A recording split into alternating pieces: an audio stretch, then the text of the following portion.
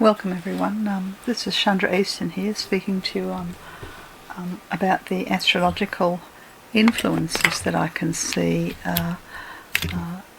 connected to the 3-month period that starts from 21st of June, 21st to 22nd of June. That's the winter solstice, and goes through until 21st to 22nd of September in 2015. If we haven't met, you may not know that I'm an esoteric astrologer, a spiritual healer, and a clairvoyant. And this talk will be about Japan. What I'm doing is I'm looking at the astrological maps for different parts of the planet and how they affect the global situation around the Earth. And I'm coupling this with some visions that have come to me during, visions that have come to me. Basically, some of them started last year, and some of them are this 2015, and they're visions associated with the great change that's going on Earth, the great environmental change.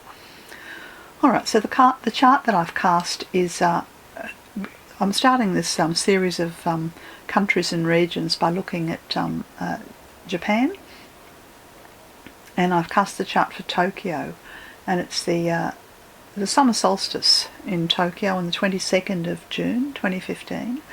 That's at 2 a.m. Now there's a couple of things that are in this summer solstice chart that are there and affect the whole planet, but then the specifics vary location to location.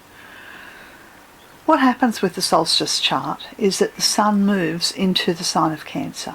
Now, Cancer is associated with the beginning and the end of all kinds of things. It's sort of the birth of spiritual awakening. But it's also associated with the end of cycles, and can be associated with the sort of death on the physical plane. Now, on the summer solstice, as it is in the northern hemisphere in Japan, the Sun and Mars, they sit very, very close together. And Mars is in a difficult degree, in the last degree of Gemini, and it's exactly conjunct Vulcan. Now, this combination of Vulcan, sometimes known as the divine smithy, and it's got a connection, as you might imagine, to volcanoes and to the fire that's held within the body of the Earth. It's sitting conjunct Mars, which is another fiery planet and a very warrior planet. So Vulcan and Mars together is fairly fiery, combustible energy. And in the sign of Gemini, it's very runs sort of hot and cold. So it's a bit like the Earth has a temperature, and the temperature is fluctuating and erupting in different places and in different locations with different, what may appear to be confusing symptoms, and yet they're all pointing to an overriding condition. And the overriding condition is the need for change on planet Earth, and that this change is coming about. What's required is that we need a consciousness change, a consciousness shift, and that this consciousness shift is being precipitated or accelerated. It's definitely linked to environmental and global changes that we see all around us in the earth, in the water, in the weather, in the land, in the seasons. So when I look at the Sun and Mars and Vulcan, I see this unpredictable, volatile, dangerous, fiery energy, and it's impacting everyone. In the Japanese chart, it's impacting everyone in a way that fundamentally affects their economy, fundamentally affects their capacity for day-to-day sort of doing business on a government level. Now, everybody knows, I think most everybody knows, that Fukushima occurred, the eruption of a volcano that then created a tsunami that then led to the meltdown of the Fukushima nuclear plant in 2011, early in 2011, and we're really only, 4 and a bit years away from, was it 2011? I think it was. It was about 4 years since that happened, and the world's never been the same since. The oceans have never been the same. And when I look at the Sun, Mars, Vulcan conjunction, I get concerned about the volcanoes in too close a proximity to nuclear power, and the capacity that has for major disruption that can impact the economy and the very lives of the Japanese people. This particular pattern, the Sun, the Mars and Vulcan, are directly opposite the Earth, and both of these are in a what's called a nodal grand cross. Now this is a cardinal nodal grand cross affecting everyone on the planet, and it really indicates that the global wars and the global chaos and the hatred it needs to come to an end, and that the end is coming in a fairly dramatic way, and that the Earth is stepping in and intervening to put paid and to stop things that humanity have been unable to stop. So in Japan, I'm particularly concerned about volcanoes, and particularly concerned about the nuclear powers stations when I look at this chart. And then if I look more closely at the chart, I notice that Neptune is in Pisces. It's been in Pisces for quite a while, and Neptune governs many things. It governs the change of global weather. It governs the rise and fall of oceans and the polar caps. It governs everything to do with water. It's also got a lot to do with the emotional state of humanity, what we're able to take on and look at through the clear light of day, or conversely the things that we don't want to look at, the things that we bury our head in the sands about. Now Neptune square Mercury in this Ingress chart, in this summer solstice chart, and it's a very tight square. Now what that means, apart from the spin and the propaganda and the way the media is manipulating all of humanity, not just the Japanese people, but all of humanity, for outcomes that are not for the good of all. That's one of the ways that we could understand what happens when Mercury makes a very, very tight, almost an exact square to Neptune. But on an environmental level, what it means is that there's oceanic problems with water, and problems with storms. Now the stormy energy comes because Mercury is in Gemini, so there's very, very stormy gale force energy, and it's connected to water. So I look at that and I think, well, here in Australia we call them cyclones, typhoons I think they're called in Asia. So I see cyclonic activity that's linking water and air that directly affects the Japanese people, and it affects the populace as a whole.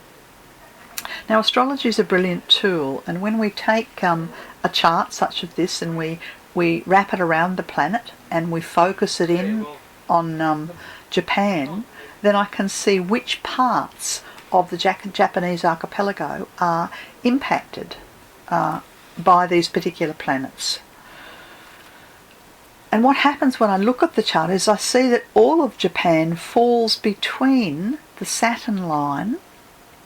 I'll talk a little bit about Saturn. Saturn's in the very last degree of Scorpio, in the degree of cruelty, a degree of great cruelty and great harm. And you could say there's great cruelty and great harm being enacted on Earth.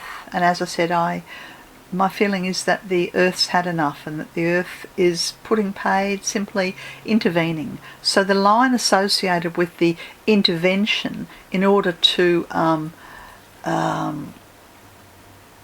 stop some of the cruelty, it touches, now what's the name of that island? I'm just looking at the island there. It touches the top of Hokkaido. The northernmost island of Japan, Hokkaido, is impacted by the Saturn line of karma in the degree of cruelty. So, and the town that looks pretty close to it is something called Koshiro, Koshiro. So Saturn's at the very top of the Japanese archipelago, and then the entire Japanese archipelago falls between the Saturn line and Pluto and Uranus. Now, anybody who's been paying attention to the great change and what's going on Earth may well have heard about the Uranus-Pluto square. So Uranus and Pluto are converging in China around Shanghai. in the southern part of China, and Hangzhou. So very, very right on the edge of the China Sea. The Uranus and the Pluto lines cross, and this is a point of great difficulty for China. But effectively, Japan is caught between the Uranian, the major disruptive catalytic energy of change that Uranus brings in, the planet Pluto associated with the end of an era and the end of ways of doing business and the way of life for people. That's sort of in the west, going down through China, and then at the very top, going through Hokkaido, we have Saturn, the line of cruelty. Yes, so the things that concern me about possible global changes and Earth changes in Japan are volcanoes, and particularly volcanoes around nuclear power stations. And I should just say that I was meditating just before the full moon in May. That was about the 3rd of May it was, and I had a number of visions associated with global changes, and one of them was a very, very clear image of Mount Fujiyama, which is the sacred mountain of Japan, and by the way, I think it is, I might be wrong, but I think it is the most active and therefore the most dangerous volcano in Japan, and it sits on Honshu, the largest island, and I think it's about an hour and a half, 2 hours inland from Tokyo.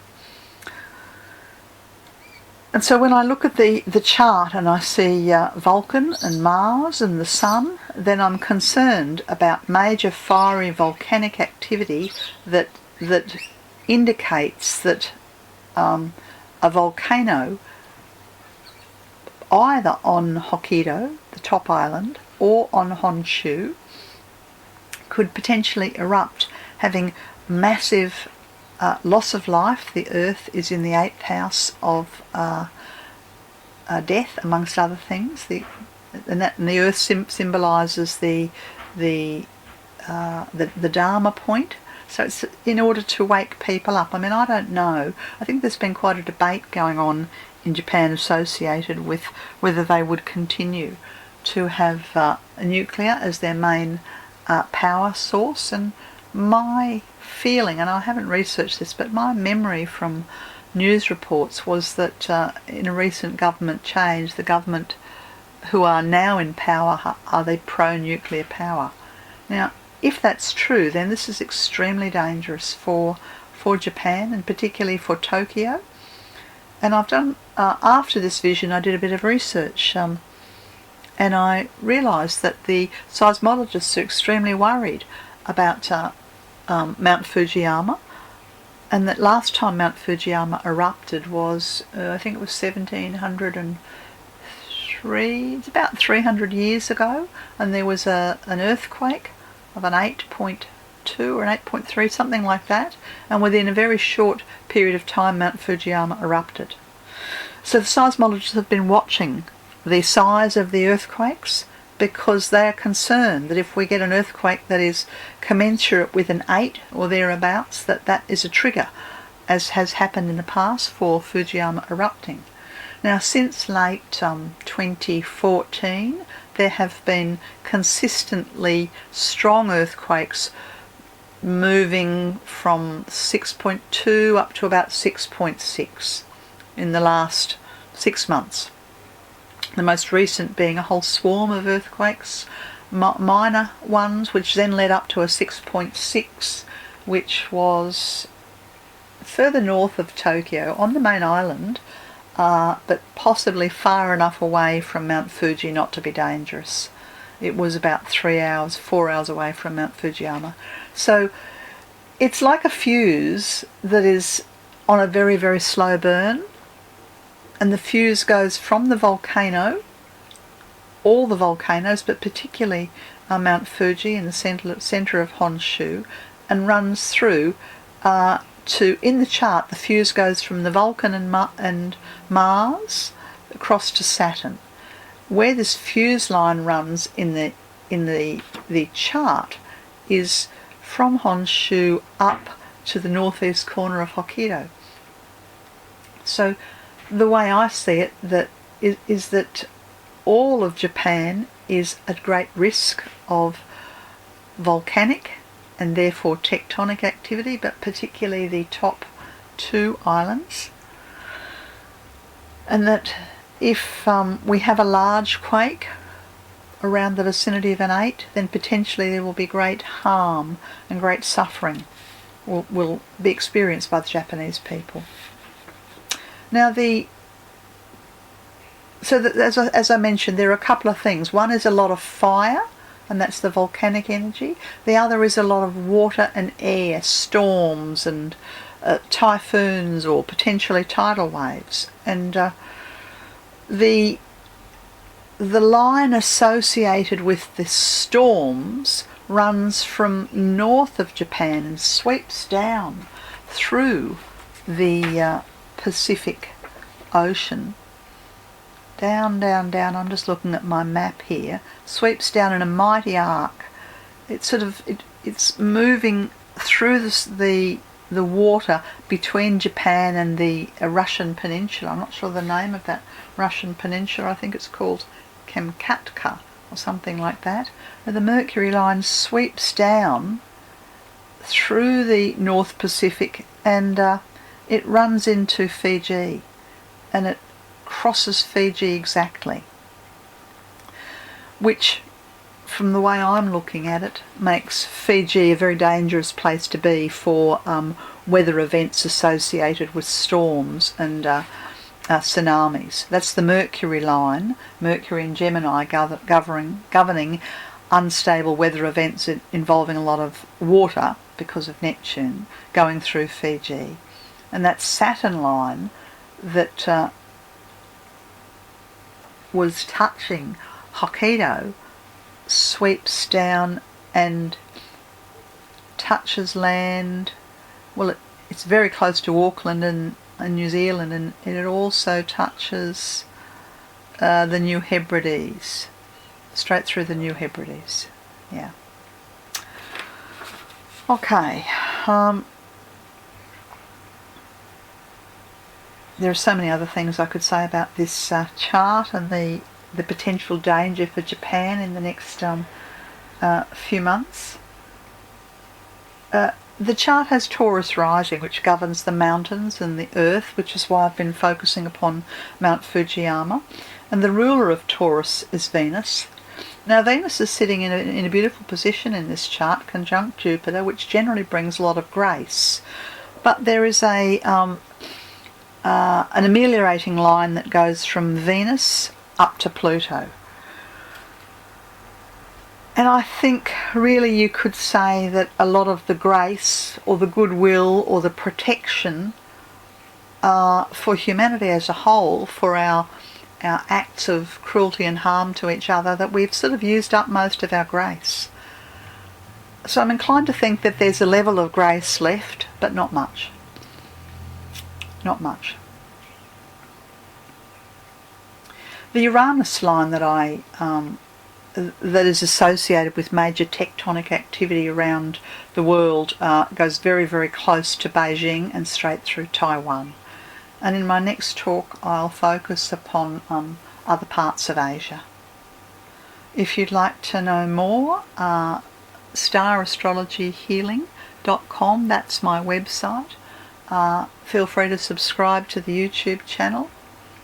I'm an esoteric astrologer and a spiritual healer.